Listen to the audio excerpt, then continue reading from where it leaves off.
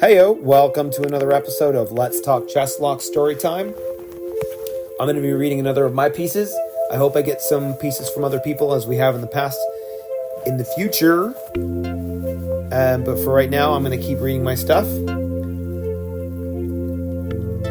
This is a piece that I worked on a number of years ago and hadn't touched for a very long time until tonight. I just randomly went into the files and picked it up and added to it, and I've got it to a place where I rather enjoy it. And I hope you agree. And I hope you also had enough water today. So you got to stay hydrated.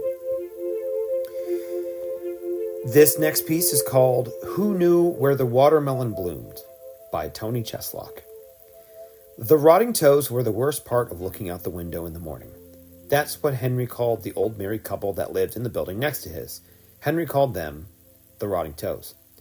Every morning, Henry would look out the window, and there were the rotting toes in their kitchen drinking bowls of hot puke. That's when Henry called the porridge that the rotting toes ate for breakfast. He called their breakfast bowls of hot puke. As Henry stared off into the distance, past the cup of coffee in his hand, past the window his red nose was squashed against, and past the constant visual refrain from the rotting toes, as he called them, Henry saw a field of watermelons. That's when Henry knew that his time had run out. Henry had been playing cat and mouse with the thing from there for the last 20 years. It had followed him up from Pittsburgh and chased him over to St. Louis. It had stalked him in Largo and had nearly embodied him over in Des Moines. But at the very last moment, Henry had been able to wriggle his way free. His mind and body gone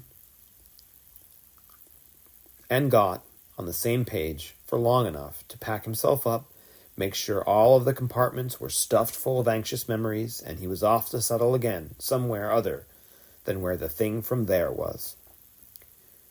Here in this house, across from a field of growing watermelons, across from these rotten toes, Henry wagered that there was enough anxious energy from the farmers and the rotten toes to ever conjure up the thing from there to attack him here. His wager was wrong-headed. He knew that now. He knew now that nothing could stop the thing from there. The best he could do was live and breathe and move and be.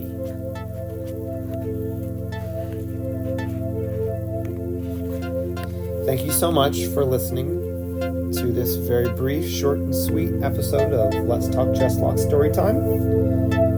I appreciate your patronage, and if you have short stories, you can send them to me. My email will be in the show notes. Please and thank you. And I love you. Have a great night.